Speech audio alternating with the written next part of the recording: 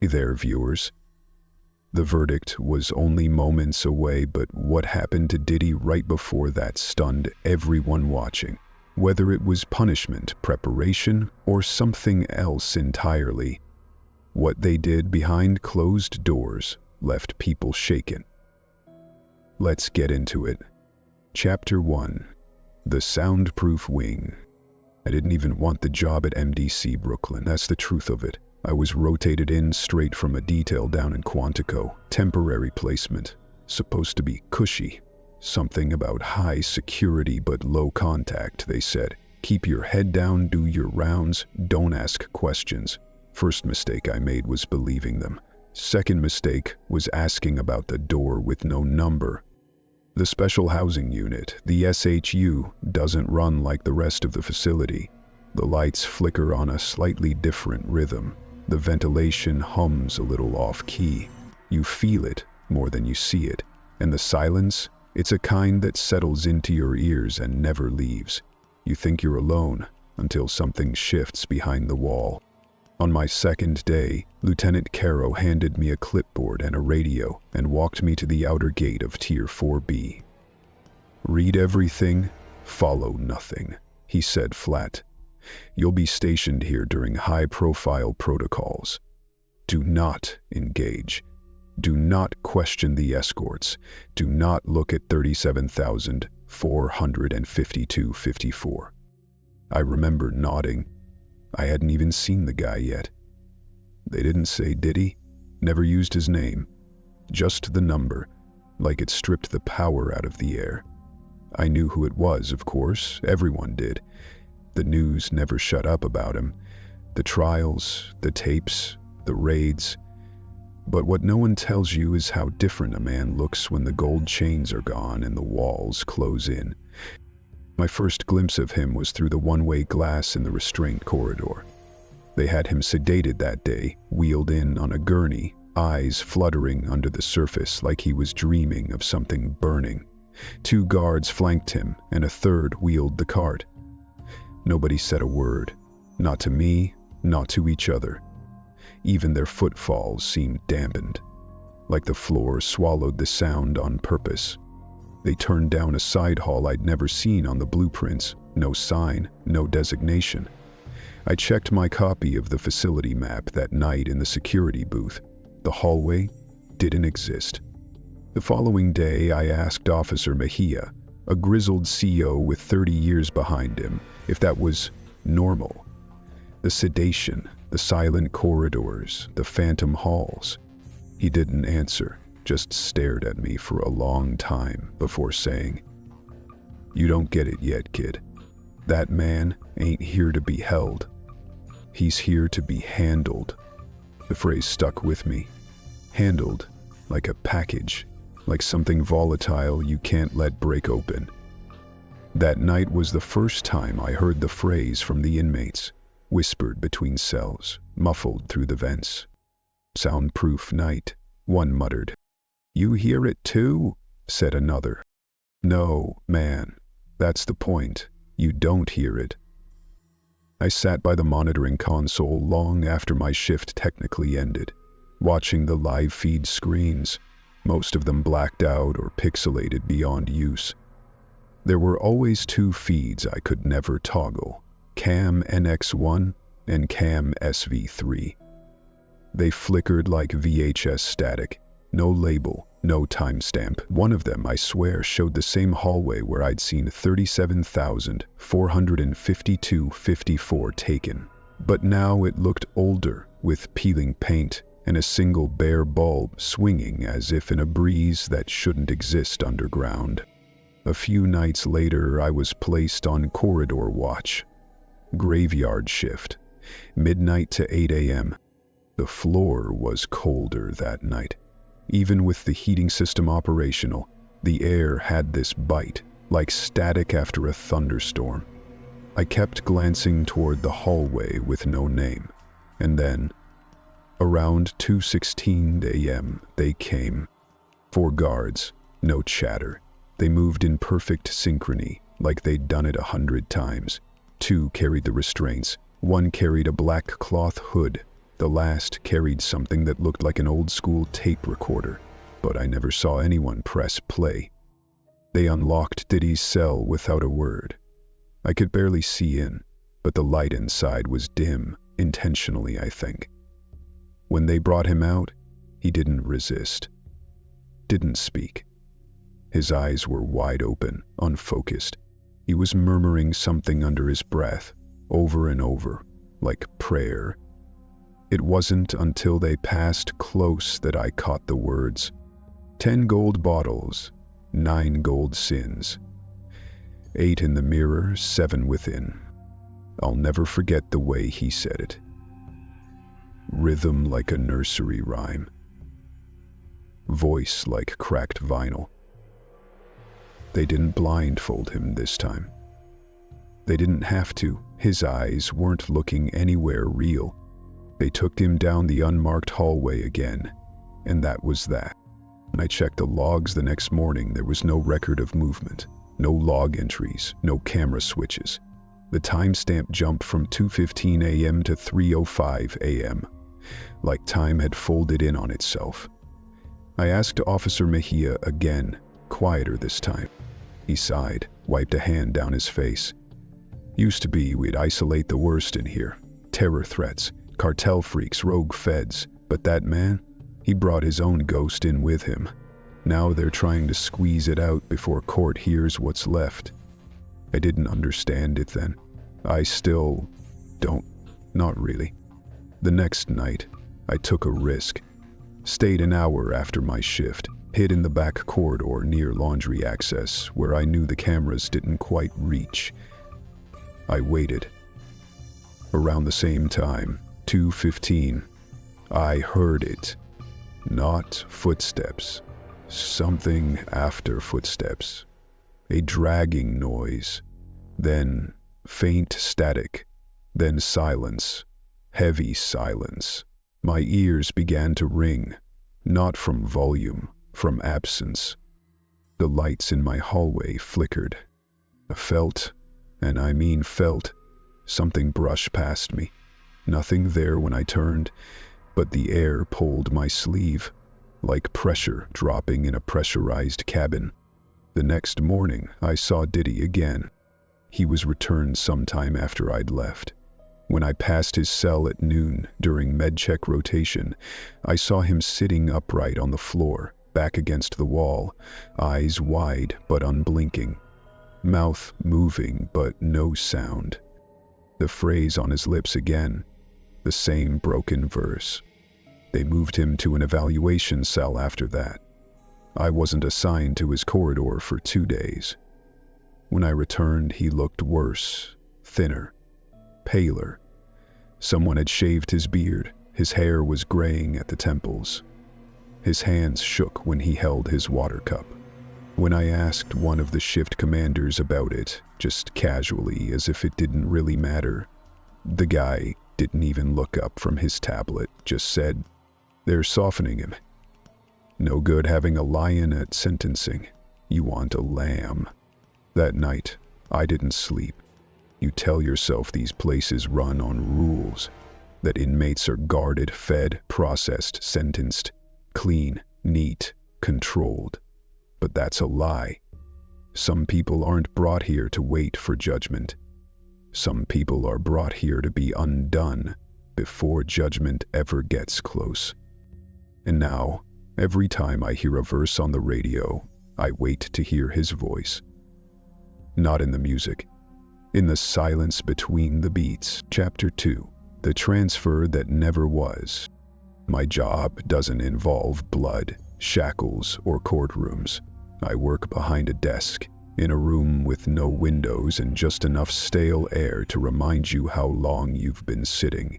I'm not law enforcement. I'm not intelligence. I'm logistics, data, custody chain audits, intake forms, transfer verification. All the paper and screen backbones that keep the federal system pretending it's coherent. 3 days before opening arguments in the Combs case, I was halfway through my routine audit of inmate movements at MDC Brooklyn. I was double-checking routing confirmations, something boring I'd done 100 times. when I came across a transfer slip flagged in orange. That alone was rare. We don't use orange unless there's a national security tie-in or a jurisdictional override. The name on the record was blank, just an ID, 37,44254. Even if you weren't following the case, that number had been whispered through the building for months. It was him. The man the tabloids called a mogul, the feds called a trafficker, and the rest of us quietly referred to as a myth. Diddy. The record showed he'd been transferred for emergency psychiatric evaluation, time-stamped 3:11 a.m. even 3 nights ago. Origin, SHU-4B, destination, facility Red Decks. No state listed. Escorting personnel, redacted. It didn't make sense. All official psychiatric evaluations from MDC are routed through the local VA length psych wing. Nothing in our system, nothing above or below my clearance uses Red X as a destination code. And yet, here it was, filed in the live system, marked completed, initialed by someone with the alias L. Black. That wasn't a real name. I knew the formatting. That was a clearance tag. I tried to pull up the accompanying movement logs, the surveillance backup timestamps, and the overnight shift roster. All of them were corrupt. Not deleted, just sliced. There were hours of footage with frames intact, but everything from 2:58 to 8:47 that day was blank or looped. The cameras showed empty hallways or repeated the same segment of a CO walking past the east corridor, a digital stutter. I turned to the manual logbook we keep as backup, thinking maybe someone wrote something they weren't supposed to input digitally. Nothing. No mention of 37,452.54 being moved, but the audit trail, those red-tagged movement files, said it happened. My gut twisted. I've seen bureaucratic mistakes, typos, mismatched IDs, but this wasn't that. This was constructed. I went deeper. I ran a cross-reference on Diddy's ID tag to see if any other anomalous activity had been tied to his file. That's when I found the designation. Lazarus Black, Tier 7 Override. I froze. We don't use Tier 7. That's black site level clearance. Tier 5 is reserved for high-profile terrorism suspects. Tier 6 is practically myth. Tier 7, I'd only seen it once, on a sealed archive from a Guantanamo repatriation file years ago. The Lazarus label was even stranger. It wasn't a standard protocol name. It didn't align with any known mental health codes, transfer groups, or criminal classifications. It felt symbolic, almost ritualistic. I didn't go to my supervisor. I knew better. Instead, I called a contact, an old colleague who used to run security at Florence ADX before retiring early. I told him I'd found something strange, asked if he'd ever heard of Lazarus Black, used in movement protocols. He went quiet on the line, then said flatly, "You shouldn't be looking at that. That label's not for transfers, it's for resets." I asked him what he meant. It's old, from post-9/11 psychological warfare trials. The term was used when they wanted to destabilize subjects before testimony. Not torture, not interrogation, just make them forget who they were long enough to control the narrative. I felt cold. The kind of cold that creeps down your spine and into your teeth. "Why would they use that here?" I asked him. "You already know why," he said, and hung up. I stared at my screen for a long time after that. The blinking cursor seemed louder than the humming lights above me. I shouldn't have done what I did next, but I filed a formal internal complaint. Quietly, carefully. I didn't name names. I simply flagged the movement record as inconsistent with protocol and marked it for review. The system accepted it, timestamped it, gave me a reference number. An hour later, my access was revoked. Just like that. I couldn't even log into the audit terminal. I couldn't view my own files. The system told me I was now under Category 8 flag pending clearance review. I'd never seen that code in my career. I wasn't even sure it existed. I packed my things early, trying not to look paranoid as I left the records wing. I told the front desk I had a migraine. They nodded like they already knew. When I got to my locker, I found something wedged under the flap of my coat. A small note. No envelope, just folded printer paper, like it had been torn from a report. One sentence, typed in 12-point courier font. He needs to be broken before he's judged. No signature. No fingerprints. I didn't sleep that night. I replayed every frame I had seen. Every looped hallway, every error log, every silence between the footage gaps. The idea that he'd been removed, not to be helped or evaluated, but to be hollowed out, to be emptied before he stepped foot into court. The next morning I tried to log in again, still locked. A message flashed across the screen. Clearance under administrative review. Do not proceed. I wasn't even supposed to have seen the files. Later that day, I saw a news segment playing on the cafeteria TV. Footage of Diddy entering court for a pre-hearing check. He looked thinner, frailer, paler than even his mugshots suggested. But what struck me wasn't his appearance. It was his eyes. Vacant, detached. Like someone walking through a dream they didn't believe in anymore. I remembered what my contact said, that Lazarus Black was a way to destabilize a person, to erase the parts that made them dangerous, not with pain, but with disorientation. And I wondered, who decided he needed to be erased? And why? The court might see a man, the public might see a case. But behind the walls of MDC Brooklyn, I think they already decided the verdict wouldn't be the punishment. A preparation would be Chapter 3, The Witness They Buried. I've been in this line of work long enough to know what it means when the phone stops ringing. It's not silence, it's an answer. 2 weeks ago, I sat in a low-rent motel room just outside Albany, cheap floral bedspread and flickering lamp overhead, interviewing a man who didn't want to be on record. His name was Aaron, but I wasn't allowed to use that. He said he used to handle logistics for private events connected to C-level entertainment. That's what he called it. CE for controlled experiences. Freak-offs, more bluntly. The kinds of parties people whispered about, but never admitted attending. He told me he'd loaded vans with women, managed wristbands that weren't scanned but weighed, removed phones from guests, distributed blacked-out envelopes with room numbers. He said the whole thing was engineered. Every night. Who sat where, who watched from behind the curtains, who wore red, who wore white. He was terrified, but ready. I could tell. I wasn't new to this. I'd covered trafficking cases before. I'd exposed a local police department running a protection racket for brothels masquerading as massage clinics. I'd interviewed survivors from circuit loops, running girls up and down the Eastern Corridor. But Aaron was different. He wasn't a victim. He wasn't a cop. He was in the middle. The handler, the one who stood between the cameras and the screams. And he wanted to talk. He didn't say Diddy's name outright, but he called him the King. Said the King never got his hands dirty, but his shadow walked every hallway. That phrase stayed with me. His shadow walked every hallway. It sounded like poetry, but I knew he meant something else.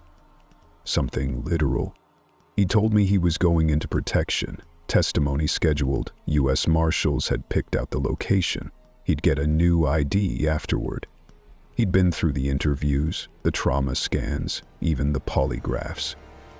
He was ready. And then he was gone. Disappeared. No press briefing, no leaked court schedule, no witness list mentioning him by code or pseudonym. When I reached out to his handler, a contact I'd fostered for months, I got silence. Not even a bounce back, just dead signal. I called around. Official lines, friendlies. One agent in Virginia who owed me a favor finally replied through Signal. The witness declined, withdrew from testimony, said it was too dangerous. That's all I know. I didn't believe it for a second. Aaron had been scared, but not flaky. He had something real, something he needed off his chest. His voice had trembled when he talked about the rooms with no cameras, the girls who signed NDAs in tears, the back rooms where the viewers sat and watched live feeds. He wasn't the type to run last minute, so I drove. Not officially. Not in my work car. I borrowed a friend's clunker and drove north to the last location he'd mentioned, an off-book motel near a witness drop site in Utica. Marshals used it for transitions between IDs. It had a side entrance with no camera, a lockbox for burner phones, a back hallway connecting to the management quarters. The motel was half empty when I arrived.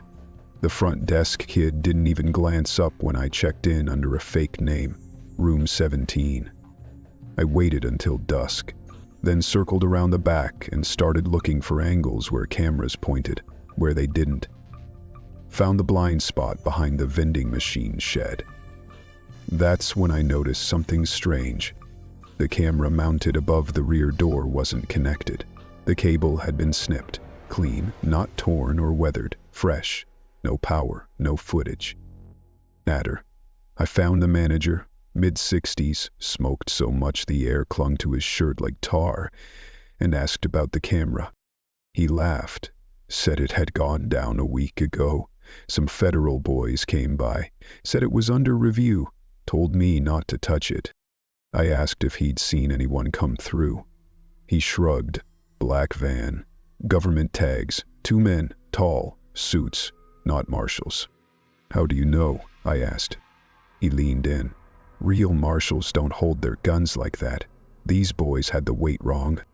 That night, I wrote the story, or at least tried to. I couldn't get the words right. Something about it didn't sit cleanly. The timelines were too neat, the excuses too quiet. I submitted a formal inquiry to the FBI's press office the next day, asking for confirmation on Aaron's withdrawal from testimony. No response. I followed up. Still nothing. 2 days later, a plain cardboard envelope showed up at my apartment door. No postage, no name, no label. Inside was a small flash drive, unmarked, encrypted.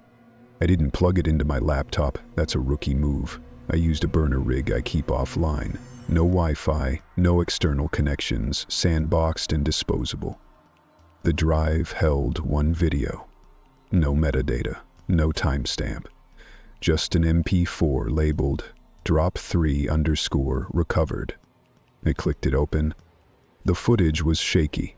Phone video, nighttime, blurred street lamps and hurried footsteps. Breathing, heavy, panicked. Someone, Aaron, I think, was filming as he ran. I told you no, I told you I'm protected. There was shouting, the sound of tires over gravel. A black van pulled into frame, unmarked, matte finish, too clean for private use. The side door flung open.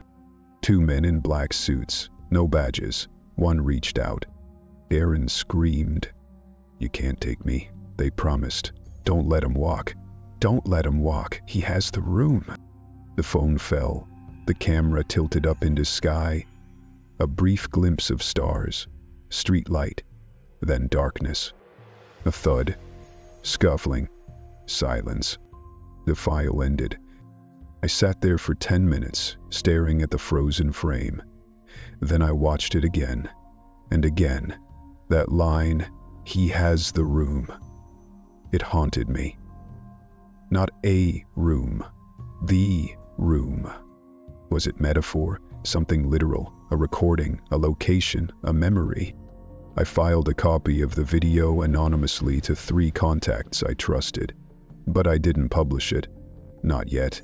Something about it felt too unfinished. too dangerous.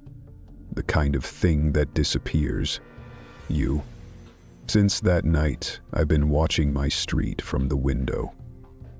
My phone rings twice, then cuts off. My laptop crashes more than it should. 2 of my interviews canceled without explanation. They buried him. Not with shovels, not with graves, with silence.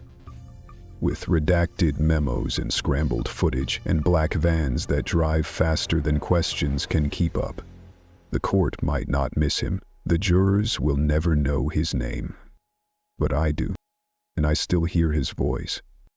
Don't let him walk. Chapter 4. Meal prep for a dead man. When they first contacted me, I thought it was a mistake. I'm not a prison dietitian. I work under federal contract, yes, but I specialize in high-risk clients with trauma-induced eating disorders, veterans, child trafficking survivors, long-term psychiatric patients. My cases usually involve people trying to heal. This wasn't that. The email was brief. Immediate assignment. Court-ordered nutritionist support. MDC, Brooklyn. Inmate 37,000. 452-5254. High confidentiality. Non-disclosure mandatory. No name, just the number. But even before I ran it through internal clearance, I knew who it was. The number was already famous, whispered on news segments and scrubbed from headlines at the same time. Diddy. I was told not to speak to him, not to look at him, just to assess, calibrate, and deliver sustenance. Not meals, the liaison clarified. Sustenance. That word unsettled me.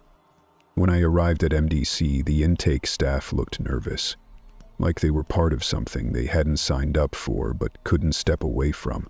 I was escorted to a sealed clinical bay 3 floors below ground, past the general medical wing, past the mental health hold area, down a narrow hallway where the paint changed color halfway through, like someone ran out of funding or forgot to finish the job. The room they gave me wasn't a kitchen. It was a lab. Sterile, steel cabinets, a triple-filtered blender system, vacuum-sealed packaging tools, no stove, no scents, no warmth. This wasn't food preparation. This was containment. My first instruction packet was stapled 4 times and laminated. At the top, subject refuses traditional intake, displaying paranoia related to ingestion contamination. Caloric delivery must meet minimums without triggering sensory rejection. Below that was a list of dietary guidelines unlike anything I'd ever seen. No visible textures, no identifiable color shades, beige or pale gray only. No natural odor traces. Must pass through a 7ms syringe head with ease. Must contain no brand identifiers or labeling language. It wasn't food, it was fuel. Pre-trial fuel for a man who no longer trusted taste. I asked the guard stationed outside the prep room why things were this severe. He just shook his head and said, he thinks we're killing him slow. I blended protein isolates with powdered oats, ground multivitamins, color-neutral stabilizers, used government-issue purified water. Even the containers were uniform. Flat black, unmarked, seal-locked. Meals were slid into a mechanical exchange drawer like biological samples, never passed hand to hand. For days, the trays came back mostly untouched. Sometimes a third eaten, sometimes a scrape across the lid like he'd tested it with his nail. One day, I noticed something that made me freeze. Carved into the bottom of the black tray. Faint. Small. Scratched with something sharp. How many verdicts before death? I ran my glove across the groove. It wasn't recent, probably done the night before, but something about the message. It wasn't rhetorical. It felt like a count, like someone who'd already been judged 100 times in the dark, long before any jury sat down. When I flagged the message, a marshal came down. He didn't write it up, didn't take a photo, just looked at it, nodded once, and said, "Make sure the next one's easier to swallow."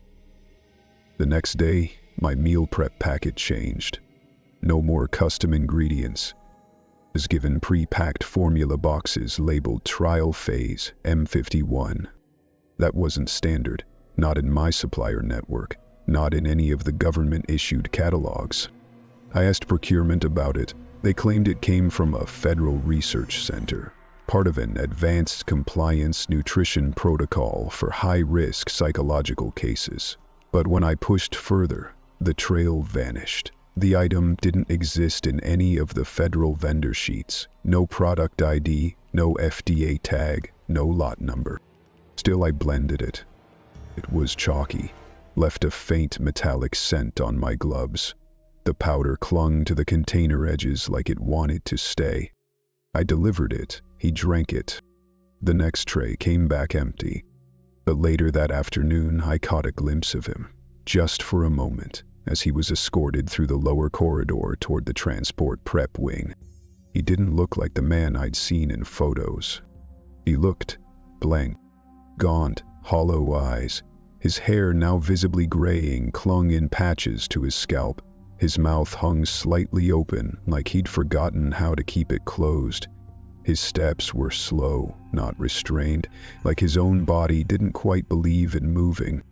A piece of me recoiled.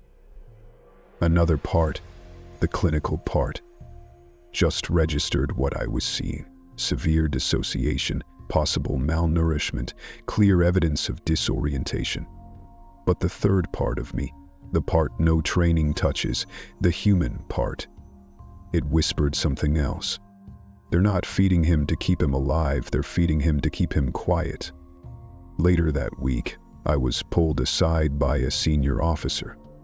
He handed me a new packet. "Prepare him something suitable for court," he said. "He needs to stand, not speak, just stand." I looked at the list. Standard items were crossed out. In their place, F-Mephoid 3, said blend 3, and one ingredient marked only as hollow root, 5 megameters max.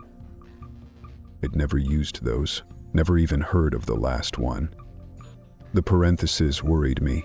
That was the kind of label you give to something dangerous, not to mark dosage, but to say, "Go past this, and you'll know why we capped it." That evening, I prepared it, carefully, mixed exactly as instructed, vacuum sealed, tray locked, logged delivery. It came back the next morning, empty. But this time, the tray didn't return clean.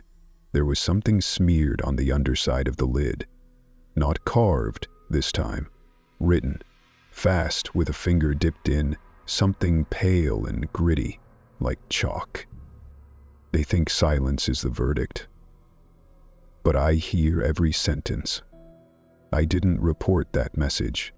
I erased it myself, scrubbed the lid, burned the gloves, took a walk around the parking lot until the shaking in my hands stopped.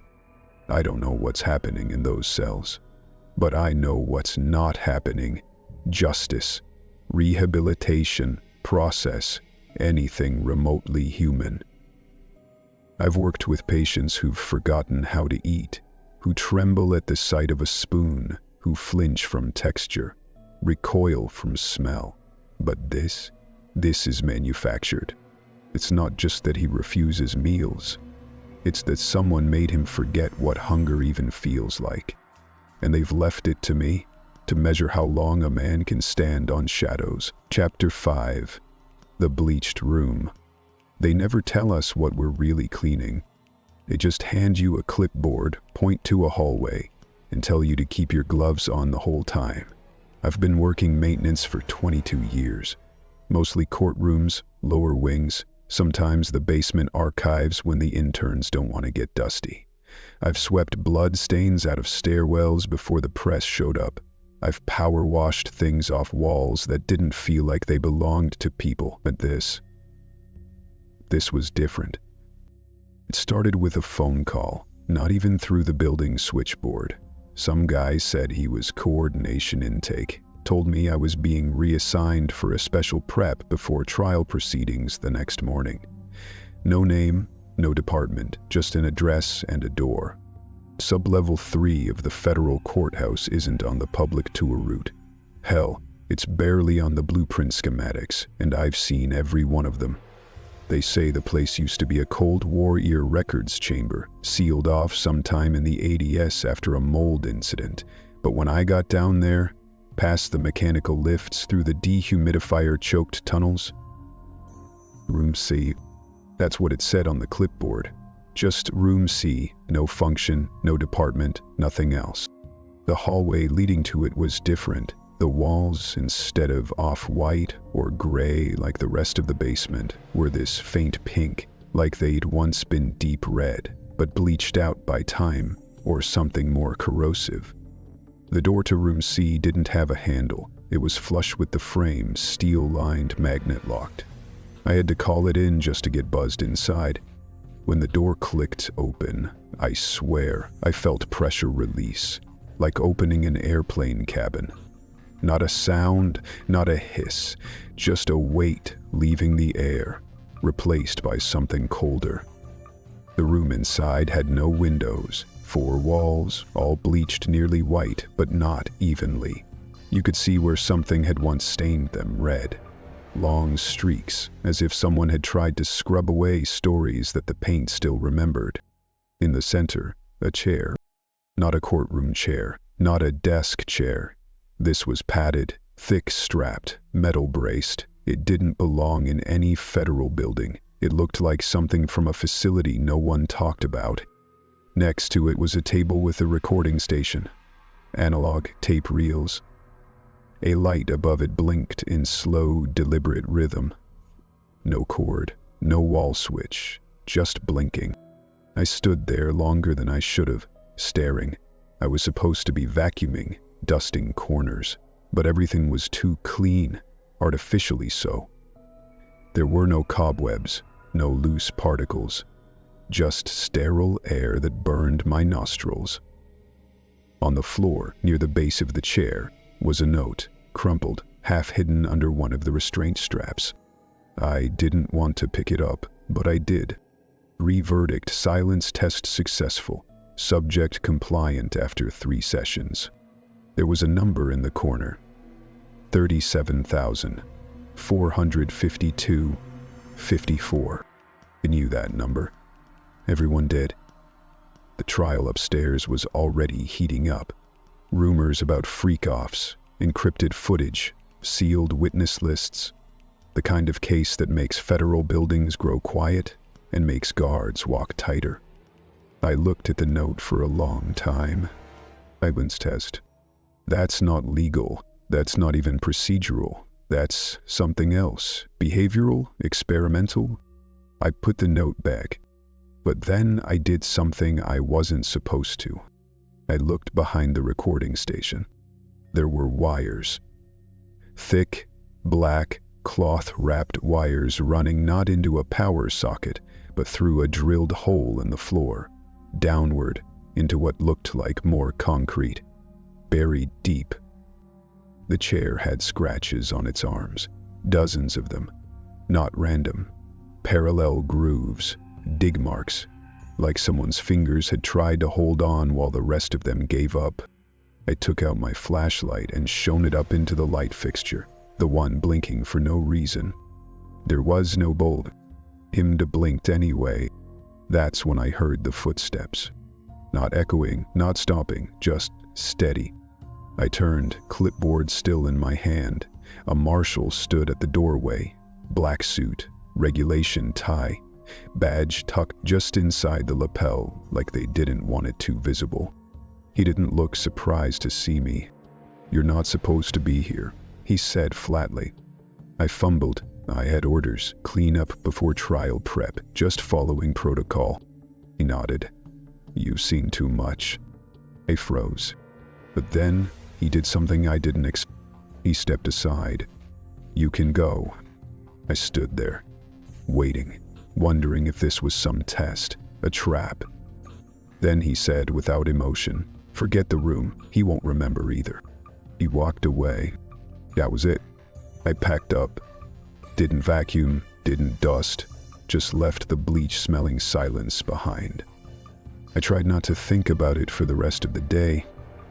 I told myself it was some retired chamber used for extreme psychological evaluations, maybe an old witness protection room.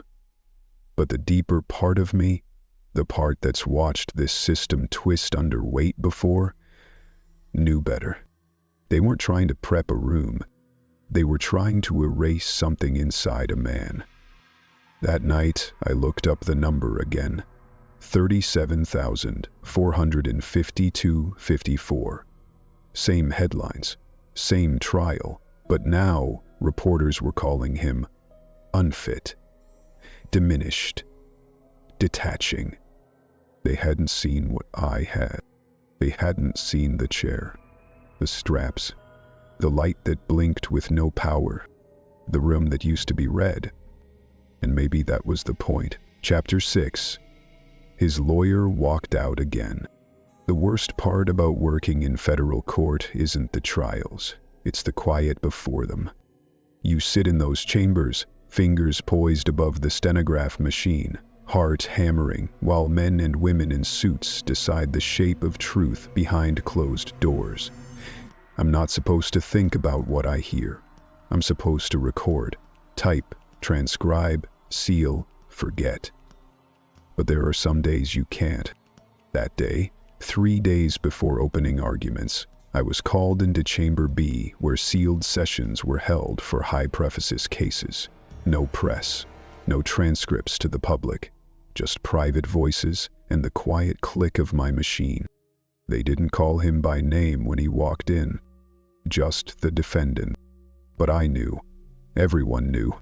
He shuffled in, slower than I expected, not cuffed but with 2 marshals flanking him. He looked like a shadow of the pictures I'd seen. Gaunt, hair thinning, patchy gray at the edges.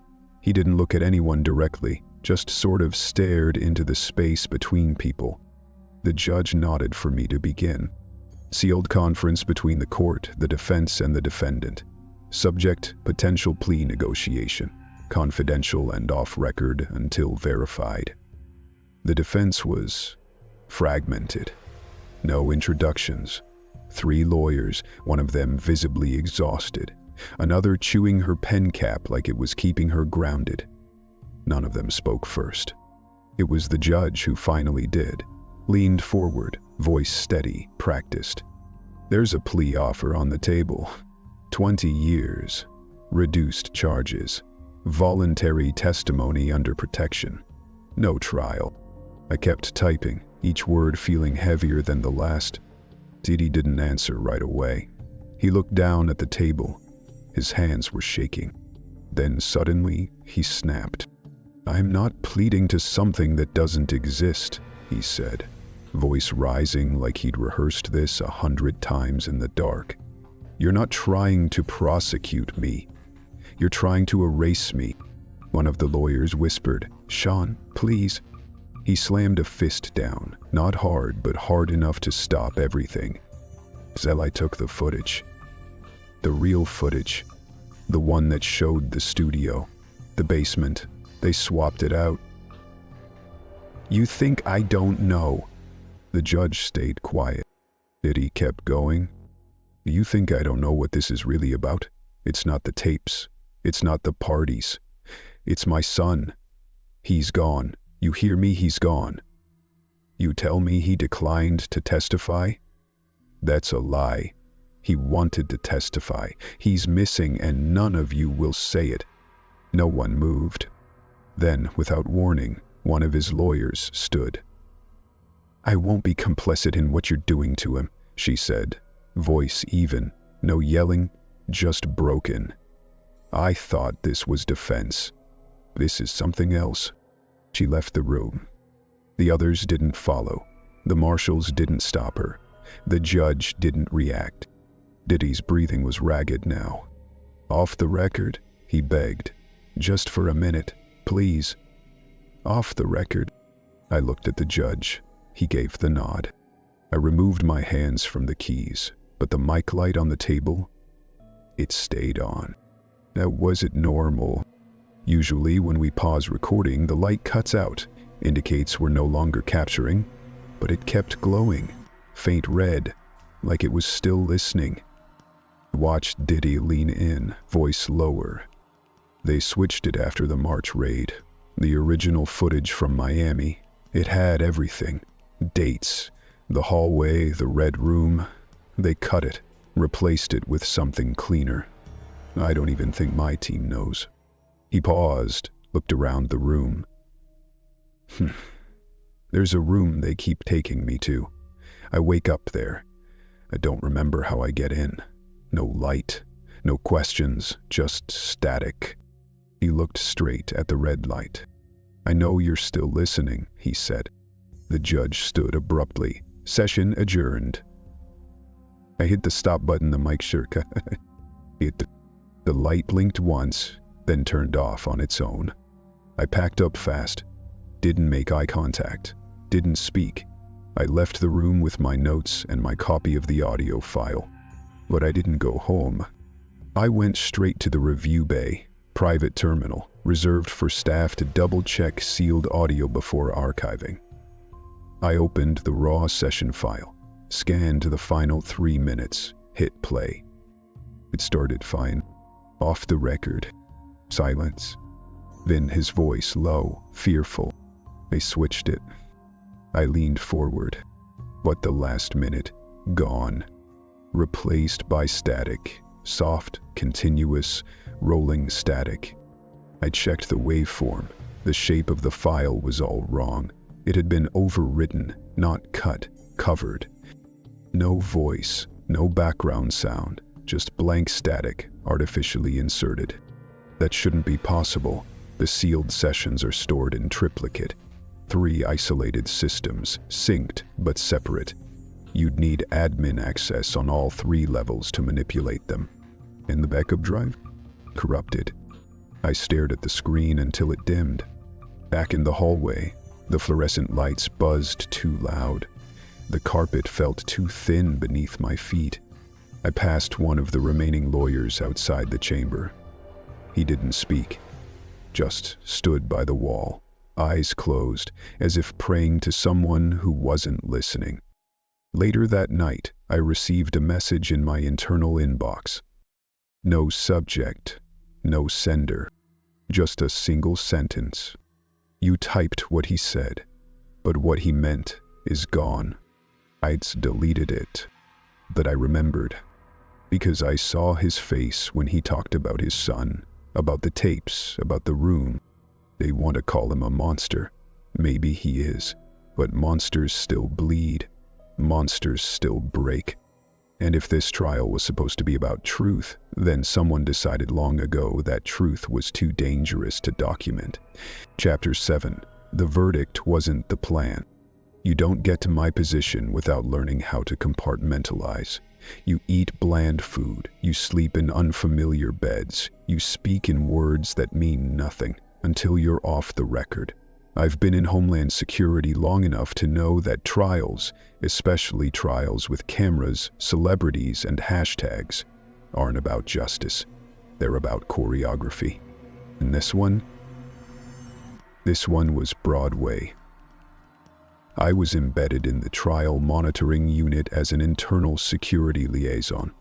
Officially, I was there to track potential domestic threats, flag courtroom disruptions, and report any abnormal surveillance activity. But really, I was there to make sure nothing leaked.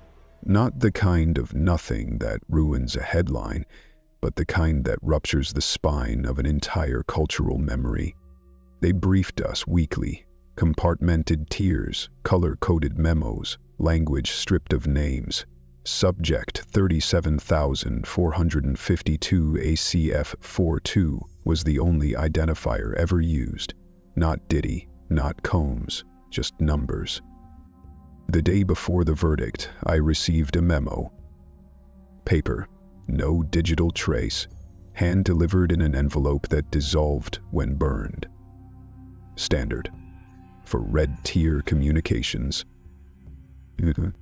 Outcome irrelevant. Myth structure intact. Collapse is cosmetic. Resume phase 2 post-verdict. I read it twice, then a third time. That line, collapse is cosmetic, echoed in my head like a migraine. It meant the trial didn't matter. The jury didn't matter.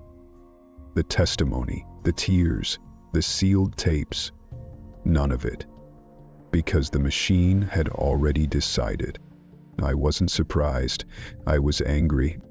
It was theater, carefully produced, painstakingly curated to control fallout, not truth. The people needed a monster, so we gave them one. But they couldn't know how many hands had built the cage around him. Not the producers, the parties, the donors, the consultants who never used their real names. Diddy wasn't the architect. He was the stage. Around 2 a.m. I was called to the monitoring suite, an upper floor tech hub layered with redundant servers and scrub rooms where analysts watched every frame of live footage like their lives depended on it. The air smelled like static and recycled coffee. There, on one of the split screens, something new appeared. Not courtroom footage, not security. It was a private drop, an encrypted upload sent through 5 nodes across 3 continents. Leaked footage, but not the kind we were already prepared for. This showed another property, not the ones raided in March, a remote site, possibly in the Virgin Islands.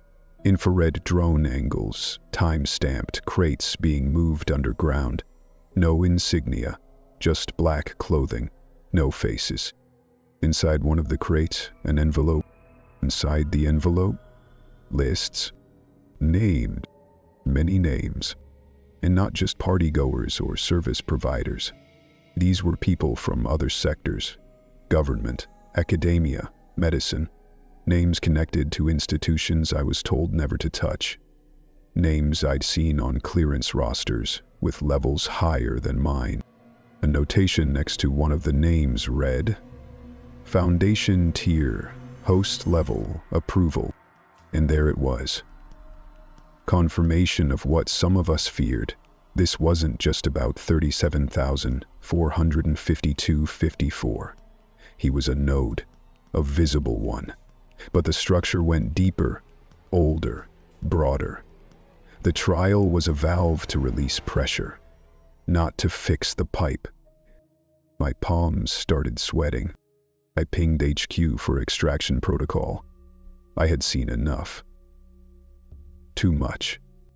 The reply came 3 minutes later, short, cold. Say, witness, record.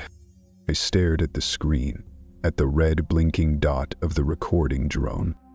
They weren't pulling me out. They were keeping me in. I wasn't just an observer anymore.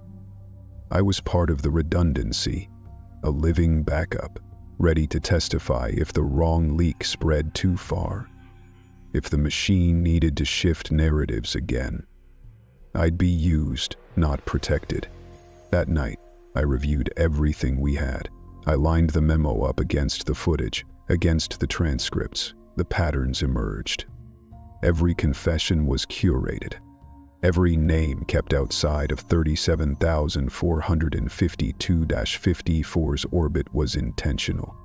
Every thread that should have led to someone else had been cut, snipped, buried in redaction. It was never about convicting him. It was about insulating the rest. A scapegoat system. When the world wants catharsis, you give them a spectacle. A man once draped in fur and diamonds, now trembling in court, haunted by the ghost of his own empire. You let them believe he held the reins alone. Meanwhile, you shred the old lists, rewrite the timelines, burn the unapproved evidence, re-educate the history while it's still pliable. I thought about releasing the video. I had a drive, a private satellite uplink. I could have done it. But then I remembered the phrase from the memo. The collapse is cosmetic. They weren't just talking about Diddy. They were talking about all of it. He wanted the public to see the fall, because visible falls can be managed, cleaned, explained away with court language and media cycles. The invisible falls, the systemic ones, those had to be avoided at all costs. So they built this trial, not for guilt or innocence, but for narrative containment. And the verdict tomorrow? It wouldn't change anything, because it wasn't meant to. Chapter 8. They made sure he broke first. The courtroom was full, but no one made a sound. He could hear the hum of the air vents, the soft tap of someone's pen 2 rows behind the defense table, the faint rustle of starch on the guards' sleeves as they adjusted their stances. But no voices, no shifting, just the shared tension of people pretending this moment still mattered. He sat at the table, eyes unfocused, spine slightly curled like the center of his body had already given out and the rest was just waiting for instructions. He didn't blink, didn't breathe in any way you could track, didn't move when the judge cleared her throat and began reading the verdict. The camera lights weren't even on. This wasn't for the public. It was a closed verdict, the kind issued when the implications are too layered, too radioactive for a live stream. No gallery buzz, no applause.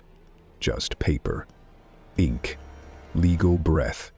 On the charge of interstate trafficking, the words came slow. It was hard to tell if he even heard them. There was no reaction, no twitch, no sob, no defiance, not even a nod. The man known to the world as Diddy, mogul, icon, myth, was gone. What remained was a body in a suit 2 sizes too big, staring at something no one else could see. Behind his stillness, behind the whispered phrases in hidden rooms, was a trail of things no one in that room would ever see. But the ones who'd been there, the ones who'd watched it happen, they remembered. Flash, the midnight deprivation drills, where the lights would blink on for exactly 7 minutes at 2:53 a.m. every night, time to interrupt REM cycles until the walls began to hum in his ears and he forgot what silence used to sound like. Flash, the padded chair in the bleach-scrubbed room C. No voices, no questions, just the metronome pulse of a light that didn't exist on any switchboard, blinking at rhythms designed to erode temporal memory. The kind of erosion that makes a man forget the days of the week, but remember the guilt with photographic clarity. Flash, the tray messages, returned food stamped with handwritten threats, carved in his own scrawl, though he swore he never wrote them. How many verdicts before death? They told me my son was in the other room. The recordings are lies. They swapped them. Flash, the guards assigned to whisper betrayals through the vent. A rotating script. Your lawyer's gone. Your son refused to testify. You're being erased already. A few dozen words repeated every third night, right as he began to drift to sleep. Flash, the visitations. Faces he recognized, former friends, collaborators, family. But they never spoke, just stood behind the glass, unmoving, eyes blacked out in the footage. The audio feed never worked. They weren't real. Maybe they never were. Flesh. The Mem 51 formula slipped into his meals. Not poison, not sedative, just the numbing of flavor, color, memory, the slow erasure of the senses. A man who cannot taste, cannot feel hunger, cannot predict the texture of what he eats. He forgets how to crave. He forgets how to speak. In the room, the judge finished reading. No gasp, no protest, no clatter of chains. Just a faint squeak of the bench as he leaned forward, barely perceptible, as though his body had remembered it was alive just long enough to shift weight. One of the guards whispered something to the other. The second nodded. They stood him up.